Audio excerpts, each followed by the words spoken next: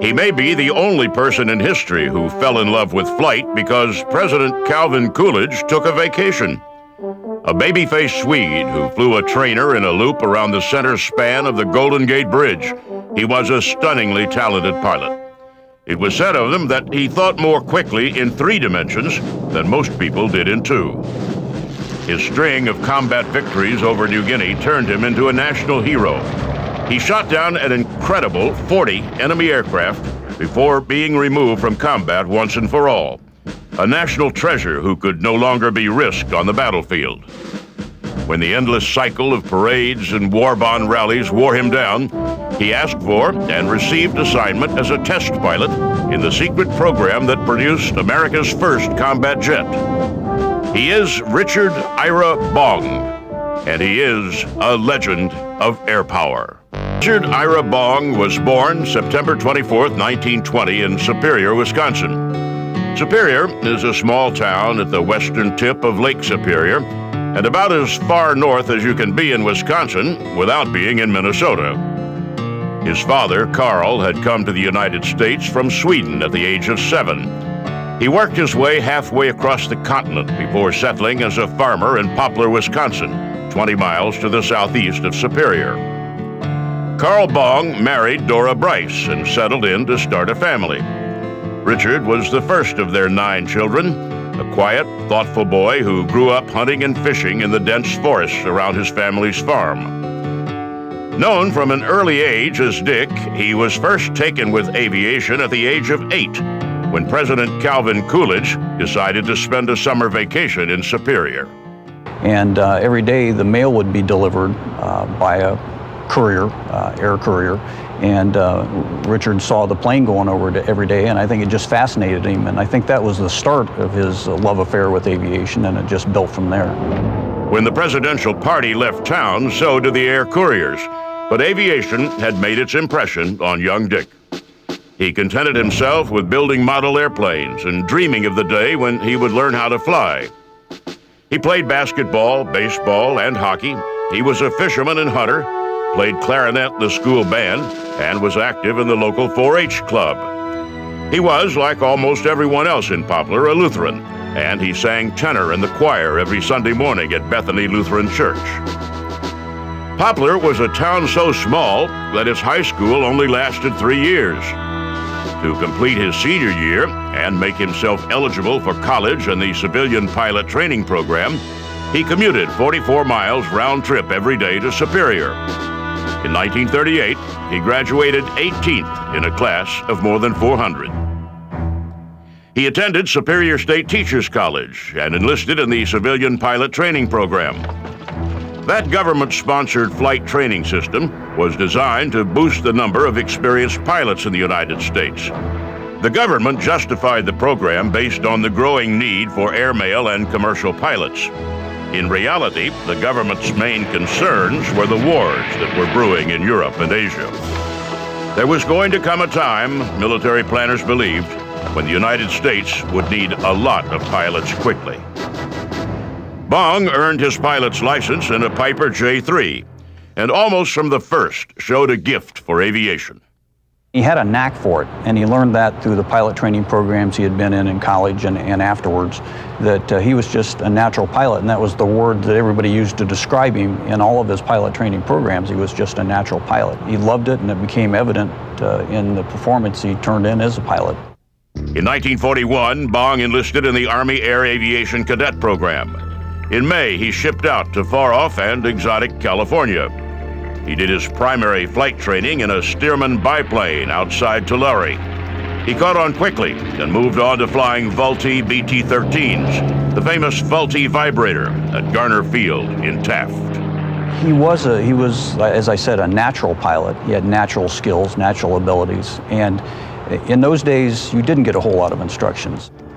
Most of the pilots at Gardner simply flew, running up their hours and getting a feel for maneuvering in 3 dimensions. Bong quickly distinguished himself and was ordered to report for gunnery training.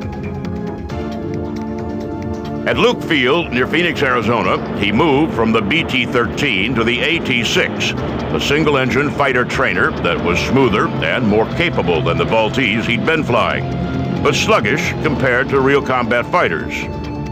His gunnery trainer was Captain Barry Goldwater, the future senator and presidential candidate. Goldwater, a tough, precise teacher, said later that Bong was a talented pilot.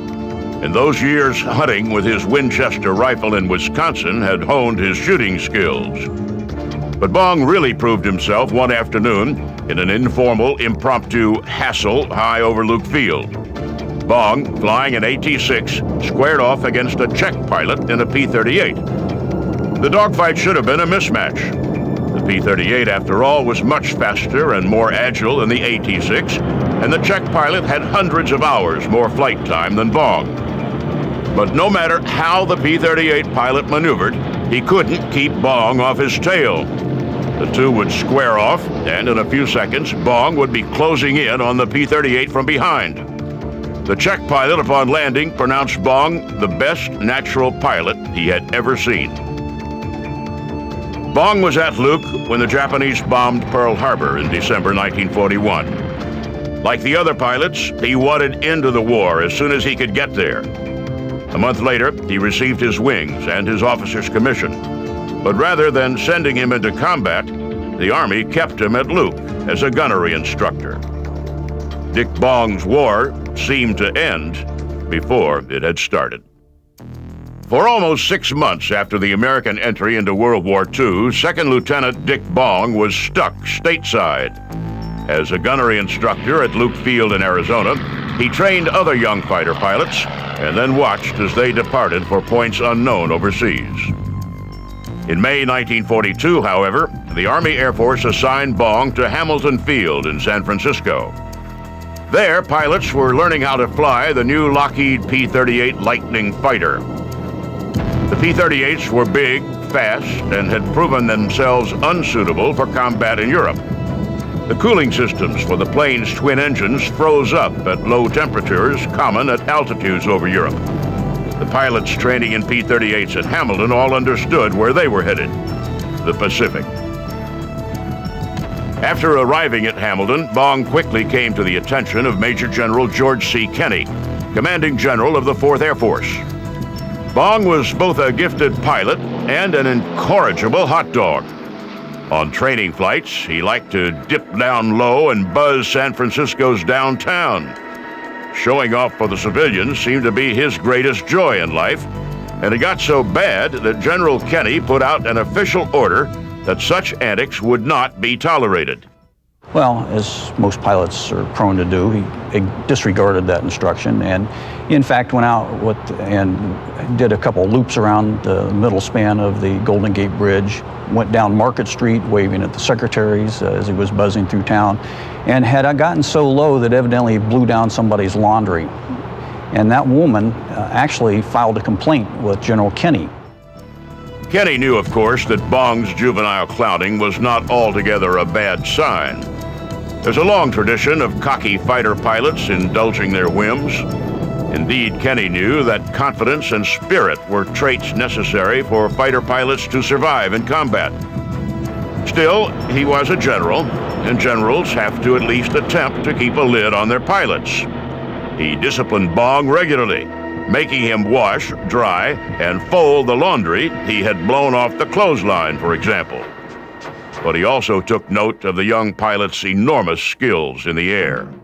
He actually spotted the spark, I think, when he called him on the carpet in his office. I don't know what he was expecting when this pilot walked in the door, but here comes this, average size 5'8", blonde-haired, baby-faced Swede who appeared to be scared to death that he was going to lose his wings. Bong's passion for flight so impressed Kenney that when General Douglas MacArthur chose Kenney to set up the 5th Air Force Base in the Southwest Pacific, Kenney made sure that Bong was one of the first pilots sent to his new base in Australia. He arrived in September, springtime in the Southern Hemisphere. For more than a month, Bong sat around in Brisbane awaiting delivery of his plane. In November, Kenny assigned him to temporary duty with the 35th Fighter Group, based in Port Moresby, New Guinea. New Guinea at the time was a hornet's nest of Japanese aircraft. MacArthur's campaign to reclaim the Philippines had just begun. American forces were beginning the bloody harbor-to-harbor conquest of New Guinea. The Japanese were throwing everything they could at the arriving American forces.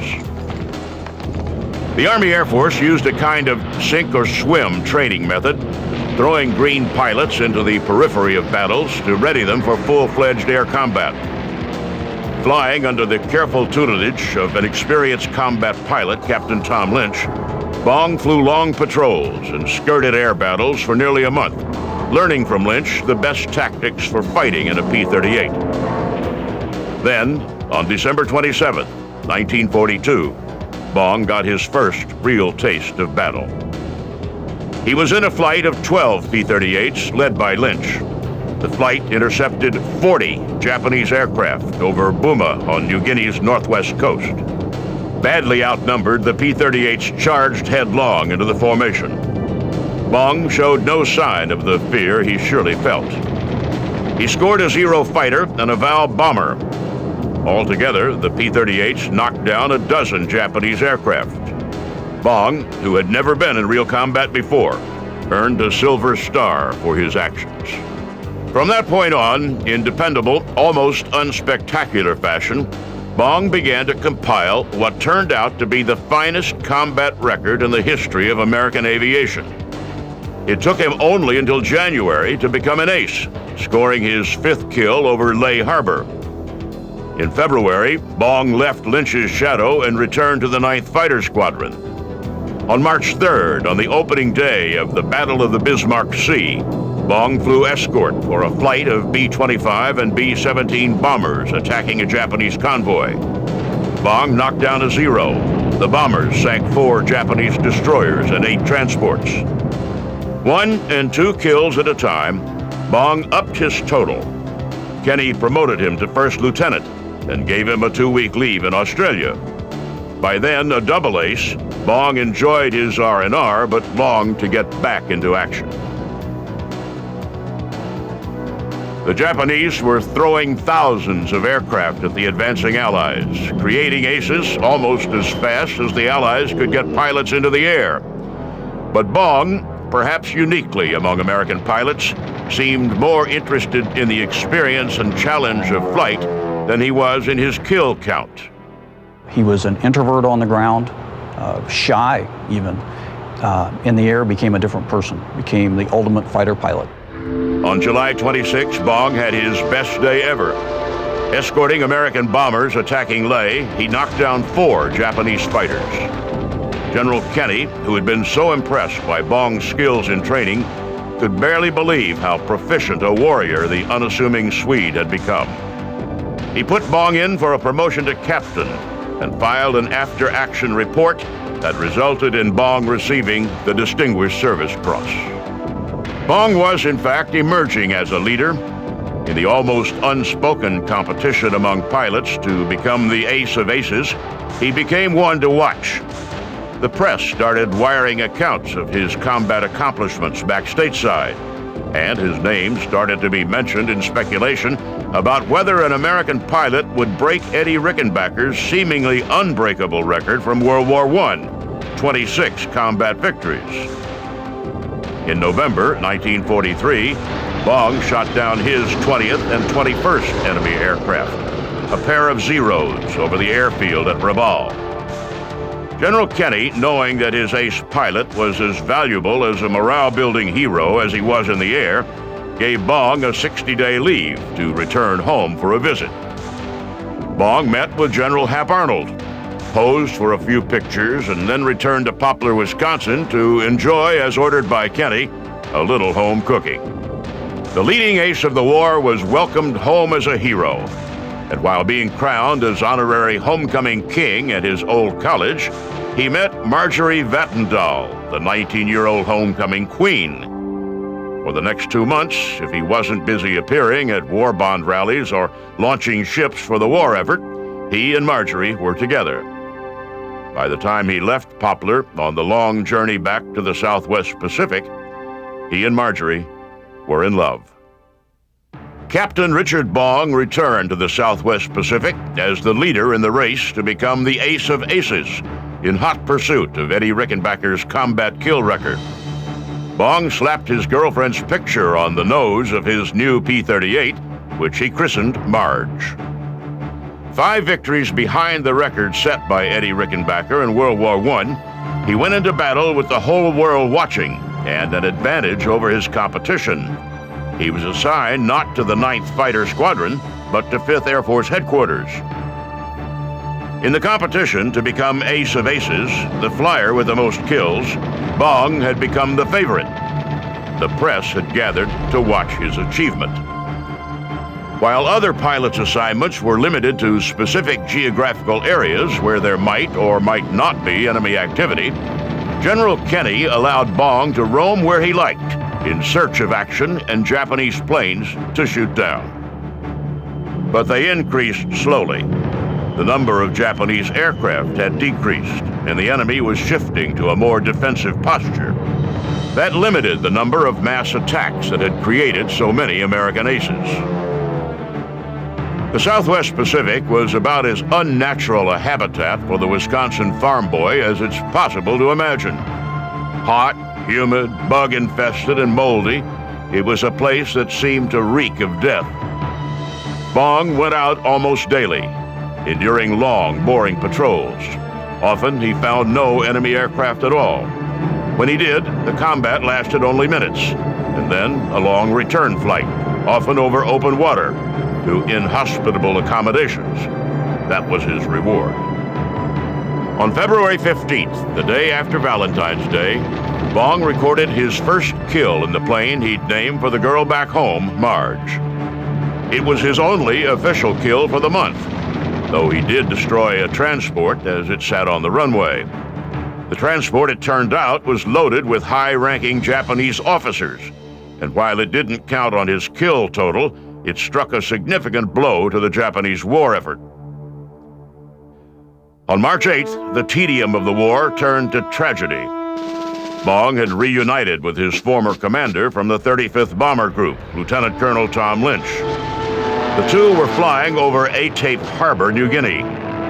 Bong watched helplessly as his old friend and mentor spun down to his death. For the next month, Bong was ineffective in combat. He flew, but he didn't score any kills until April 3rd, when he knocked down his 25th enemy aircraft. The press gathered in anticipation. The folks back home waited for word of Bong's heroism. On April 12th, Bong shot down 3 enemy planes in a single day, shattering Rickenbacker's record. The news flashed around the world. Rickenbacker sent a telegram congratulating Bong and promising to send a case of scotch as a reward. General Kenny, doubly pleased that the record had been broken by an officer in his command, sent a case of champagne. Back in the States, Middle America was scandalized that people would send alcoholic beverages to a pilot in a combat zone. To quell the uproar, General Hap Arnold made a big show of shipping Bong 2 cases of Coca-Cola. Arnold slipped the press copies of his personal note to Bong, stating that America's newest hero would certainly prefer America's favorite soft drink. Bong, still the cheerful, baby-faced kid from the North Woods of Wisconsin, was having a ball. What he didn't realize is that by becoming the ace of aces, he had become a national treasure, too precious to risk in combat. After he broke Rickenbacker's record at 26 victories, they did everything they could to the point of sometimes setting him down or sending him back on, publicity campaigns and things like that back in the States to keep him out of harm's way. He returned to the United States, went on a war bond tour, and most importantly, proposed to Marge Vattendahl. He didn't return to combat for 5 months, reporting to General Kenny in September 1944 as a gunnery instructor. He could fly, but he was only allowed to fire in self-defense. He defended himself a lot. He shot down 5 enemy planes in October and 3 more in November. Kenny suggested to General Douglas MacArthur that Bong ought to get the Congressional Medal of Honor. MacArthur agreed and forwarded Kenny's request up the chain of command. In December, Bong went to Tacloban to receive the Congressional Medal from General MacArthur himself. In December, Bong shot down 4 more planes, bringing his total to 40. General Kenny, who had bent every rule to keep Bong flying, once and for all, pulled him out of combat. He shipped his favorite pilot back home, armed with a personal letter to General Hap Arnold and 6 bottles of Coca-Cola for the flight. Bong arrived back in the United States on New Year's Eve, 1944. He went to Washington, met with Hap Arnold, and participated in what seemed like an endless stream of public appearances, including a press conference with Eddie Rickenbacker. He broke away in February and returned to Wisconsin. There, in the Concordia Lutheran Church, he and Marge married. After his honeymoon, Bong received the plum assignment of flight testing the P-80 Shooting Star, the first American jet. He made 11 flights in the P-80, immersing himself in the theory and engineering of jet engines. On August 6th, he pointed the nose of his jet down the runway for his 12th flight. The plane rolled down the runway perfectly, but as it rose into the air, the engine flamed out. Here's a guy that had 200 missions, combat missions in the Pacific, shot down 40 enemy airplanes, was shot at on a daily basis, won the Congressional Medal of Honor, comes back to what's supposed to be a relatively safe stateside job, and dies in an accident on takeoff in an experimental airplane, the P-80, in California. Dick Bong, the ace of aces, died the day the Enola Gay dropped the atom bomb on Hiroshima. His death, which would have made headlines almost any other day of the war, made barely a ripple in the public consciousness on that particular day. The bomb had dropped. The war Bong had fought in so heroically was about to end. As the whole world prepared to celebrate the end of World War II, Poplar, Wisconsin mourned. In tiny Poplar Cemetery, Dick Bong came home for good. He was small and thin and seemed to have a nearly supernatural connection with flight. Flight was all he talked about, all he lived for, all he ever wanted to do. As a college student, he paid for his own flying lessons, tried to join the British RAF, and enlisted as a flight cadet as soon as the Army Air Corps would have him. When he finally made it into combat, he shot down 5 enemy aircraft in his first 2 missions. For the next 2 years, it seemed like every time he went up, the enemy went down. With the end of the war in sight, he embarked on a mission that had a single goal: get enough kills to become the greatest American fighter ace of the war. Instead, he died in a battle that he never expected to fight, killed by an enemy that no one knew existed until almost 30 years later. He is Tommy McGuire, and he is a legend of... Thomas Buchanan McGuire, Jr. was born in Ridgewood, New Jersey on August 1st, 1920. His father, Thomas Sr., was a dealer in luxury automobiles, and his mother, Polly, came from a family of wealth and social standing. He was tutored in art and culture, attended exclusive summer camps, and became something of a dandy. But he was also a daredevil who seemed willing to take huge risks simply to prove his courage. On a dare, he dove into a swimming pool at the Ridgewood Country Club that was filled with snow. And he dove into the snow from a diving board and ended up getting badly skinned. It could have broken his neck. His parents split when he was 10, and mother and only child moved from New Jersey to Sebring, Florida. I think he was actually grateful when they moved to Florida because he was able to start anew. And I don't think there was any expectations for him to be the tough kid from Jersey. I think he affected a Floridian kind of dialect almost immediately. You would have a hard time imagining that McGuire was from New Jersey unless you knew it previously. He was insulated from the Great Depression. Small, almost frail, McGuire played clarinet in the school marching band and seemed to love dressing up in the band's ridiculously fancy uniforms.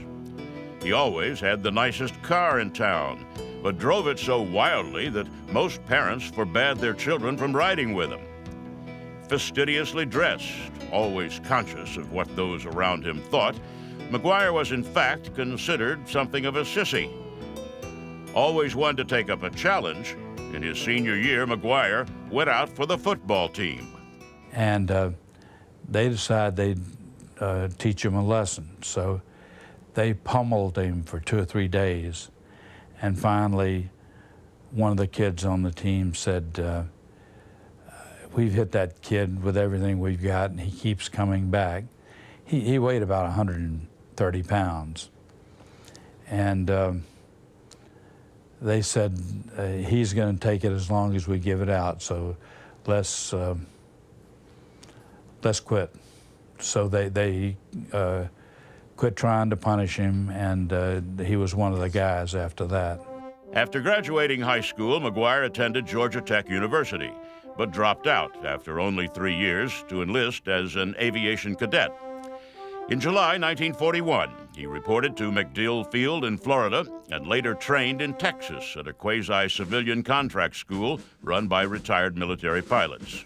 He stood out immediately and was so passionate about flight that when the other cadets went into town, he'd remain on base, looking for someone, anyone, with whom to talk flying. The one time they did talk McGuire into going into town, he met a pretty girl from San Antonio named Marilyn Gosler. Nicknamed, for no apparent reason, Pudgy, Tommy and Marilyn took an almost immediate liking to each other. One of the things about McGuire that's interesting is he was sheltered. I don't see a lot of interaction between he and females in high school. He's a very shy man.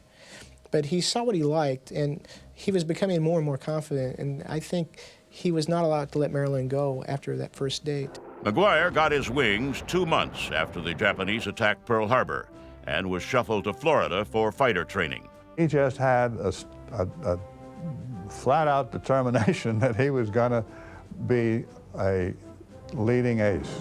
McGuire requested a combat assignment, but was instead relegated to duty flying over the frozen tundra and icebound seas of Alaska. He and his fellow pilots patrolled for non-existent Japanese submarines and went gradually stir-crazy. One day, killing time in the abandoned weather station that served as their ready room, McGuire reverted to his high school form and started bragging about his daredevil exploits. McGuire's squadron flew P-39s, an underpowered, overweight tub of an airplane that was legendary for its lack of maneuverability. McGuire bragged that he had once done a loop in a P-39. No one believed him. Soon enough, bets were made, and McGuire was trudging out into the cold to prove his claim. So he went up over the airport, and he did complete a loop in this airplane. And when he landed, he was ordered to report to his CO, and he wrote right in his logbook that he was restricted to the tent for 2 or 3 days because he had done this loop over the airfield. Late in 1942, the Air Corps sent McGuire to Harding Field in Louisiana. They were flying east, and they did not have the password for the day. They got caught up in a blizzard, and the people on the ground would not give them instructions, would not vector them into the field because they didn't have the password. So they ended up landing 5 P-39s in a frozen swamp, so he survived that. McGuire eventually made it home. He married Marilyn, whom he hadn't seen in a year, in San Antonio. They moved to Mississippi, where McGuire was stationed for about 6 weeks before he shipped out to California to train in the airplane that would make him famous, the Lockheed P-38 Lightning. Since the outbreak of the war, Tommy McGuire had been requesting a combat assignment. Newly married and assigned to a 9-to-5 job in Mississippi, he wanted desperately to get into action. Word circulated among the landlocked pilots that the Air Corps was looking for volunteers to train in P-38s, and McGuire signed up. The P-38 is an interesting airplane. Nicknamed the Lightning, it seemed on paper the perfect aircraft for the war in Europe. It had a longer range than other fighters, was faster, and with 2 engines, tougher to knock down than most other fighters. However, in action over Europe, the P-38 proved much less effective than expected. The P-38 got a bad reputation in Europe because the engine oil congealed, and they would have engines blow up, and some pilots went down just because the engines failed. So there were P-38s available to be sent to the South Pacific. So the call went out for pilots to fly a plane with a nasty reputation. And though he had only been married for a few weeks, McGuire volunteered. It was, he knew, the shortest route to the battlefield. And McGuire had set a goal for himself that to others might have seemed ridiculous. He wanted to be the greatest fighter ace of them all. In March 1943, McGuire was ordered to report to the 49th Fighter Group, then based in Australia. He named his P-38 Pudgy, after the wife he barely knew, but he saw no combat with the 49th. He did, however, meet Lieutenant Richard Bong, who was the leading American ace at the time, a young farm boy closing in on Eddie Rickenbacker's record of 25 kills from World War I. He was really jealous of Bong. He wanted to catch him, but Bong already had 17 or 18 victories by that time, and McGuire was untested. But he told the guys that he would catch Bong. Not surprisingly, McGuire developed a reputation as a big talker. Transferred in August to the newly formed 475th Fighter Group, his incessant talk about flying and his own desire to be the greatest ace ever so alienated the other pilots that no one wanted to fly with McGuire. So, the most natural pilot in the unit was assigned the job of inspecting newly arrived aircraft to make sure they were combat ready. That is where McGuire comes into his own. But McGuire was a sponge, and his abilities kept growing to such an extent that by August of '43, he is confident. The 475th moved to Port Moresby in New Guinea. On August 17th, McGuire ventured out into a real combat zone for the first time, but did not engage the enemy. The next day, attacking the Japanese airdrome at Wewak, McGuire recorded 3 confirmed kills and hit 2 other enemy aircraft. He had had gunnery training as part of his cadet training, and he happened to catch on to how all of this worked. And he was the master of what they called a deflection shot.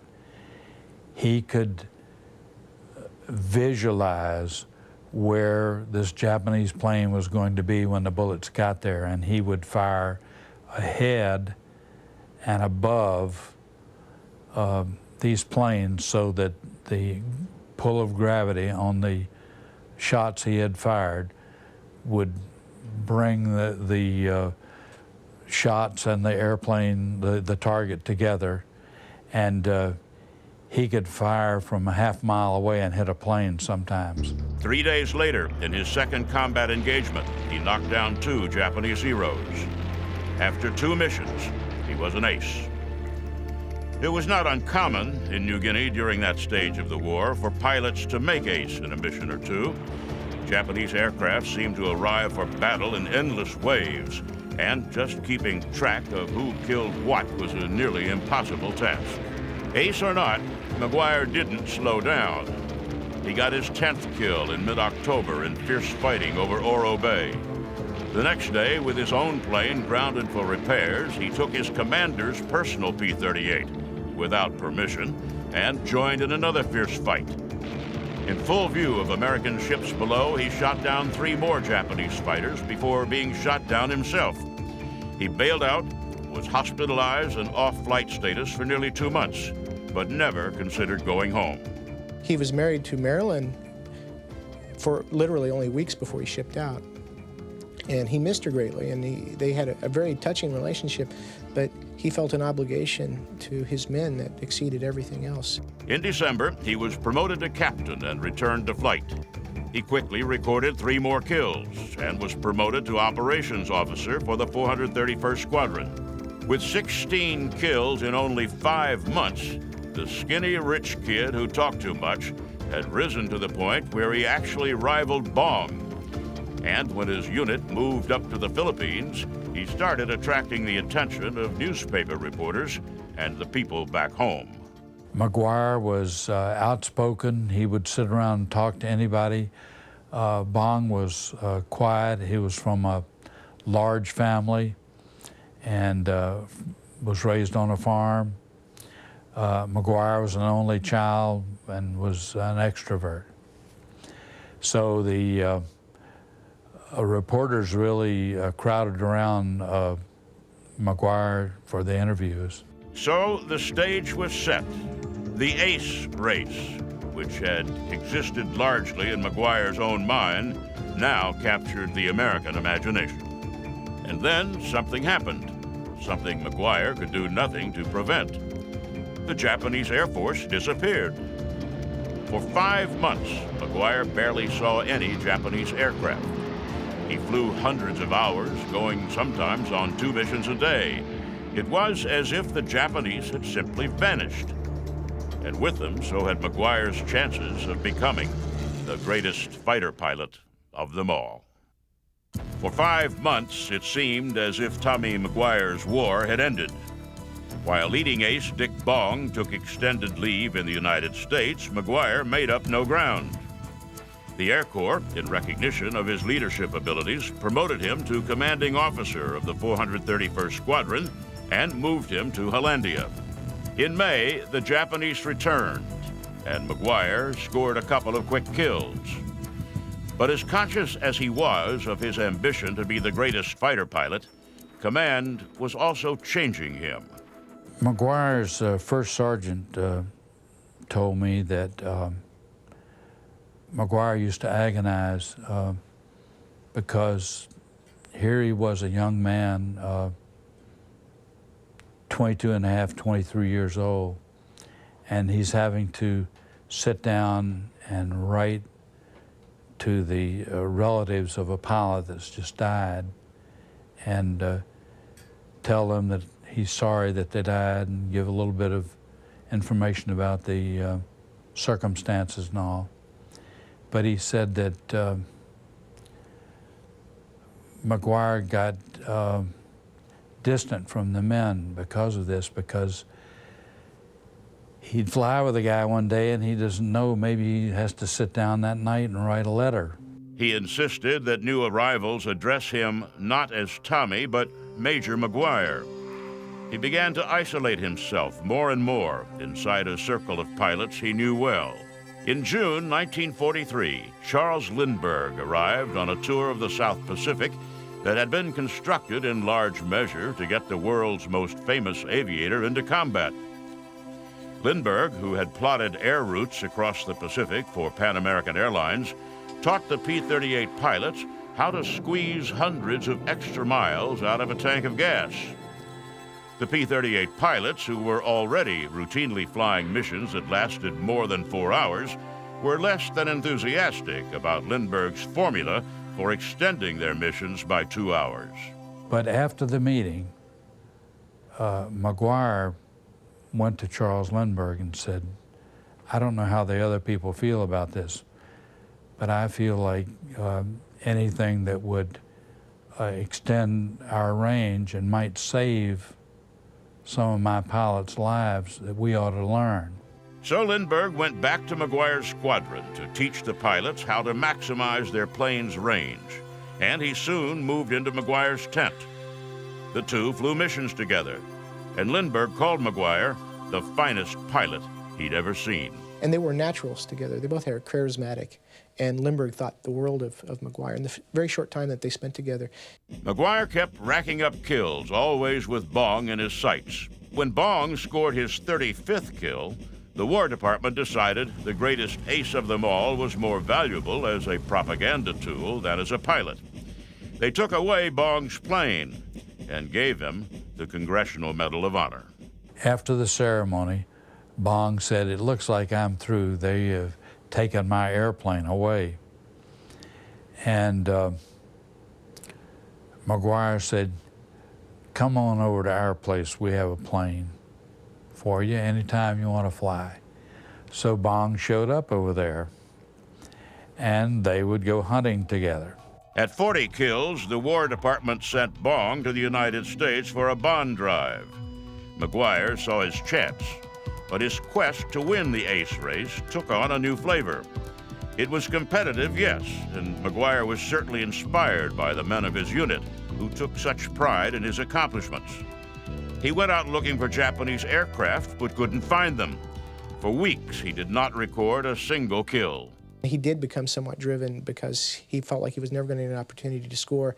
He wanted to go home, and he felt like the best way to do that, and it would have guaranteed him swift passage, would have been to get 41 victories. He could have grounded himself, but that would have been a betrayal of his men. So instead, he went up, looking for Japanese to kill, trying to get to the magic number 41, so that he too would be ordered home to sell war bonds. On Christmas Day, 1944, he downed 3 Japanese aircraft over Manila. The next day, again over Manila, he knocked down 4 more. The score, Bong 40, McGuire 38. Bong had not even made it home, and McGuire was going to pass him as the greatest ace. They're down in the area in one of the tents down the line from mine, and I go down to say hello to Mac, and everybody's talking about basically, what do we have to do to get you 3? Where can we go? What can we do to get you 3? McGuire was on the cusp of incredible fame. The Associated Press and New York Times had already written profiles of him, set to be published upon confirmation of his 41st kill. Together, the Flyers cooked up a mission. Early on the morning of January 7th, 1945, McGuire and 3 other aircraft took off to hunt Japanese planes. The P-38s were heavily armed and loaded with extra fuel and dual belly tanks so they could range far and wide. The weather was gray and visibility limited. A couple of hours into the mission, a single Japanese plane flashed past the formation of P-38s. They just turned as a precaution that he wouldn't turn and attack them. But McGuire ordered them to keep their wing tanks because he didn't think there was going to be combat. He was wrong. The Japanese plane turned and started firing. At the same time, a second Japanese plane, unknown for decades after the action, stumbled on the scene and started firing as well. McGuire, hearing the distress calls of his wingman, turned toward the battle. What happened next, no one is sure. There are those who think a lucky shot killed McGuire in the cockpit. But it may be something easier than that. McGuire may have turned too sharply, either stalling his plane or causing its structure to fail. McGuire's crew chief told me that every P-38 McGuire ever flew was bent out of true, that he actually bent the wings and popped rivets and that sort of thing, turning the plane in violent turns. So McGuire made one of these turns, but this was the wrong time to do it. He was at low altitude, at low flying speed, and he had the full fuel tanks. And he just didn't get away with it this time. Whatever happened, whatever the ultimate cause of the crash, Tommy McGuire's death sent shockwaves through the Pacific Theater. A hero who had seemed invincible was dead, and the effect on the morale of those who remained was palpable. Back home, his young wife was devastated. The husband she had barely known was gone. At the ceremony in Paterson, New Jersey, where Marilyn McGuire accepted her husband's posthumous Medal of Honor, a tall, familiar figure slipped quietly into the room.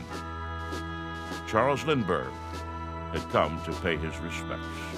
Charles Lindbergh, thought of as the greatest aviator of the time, took Tommy McGuire's widow aside to tell her what a great man she had been married to.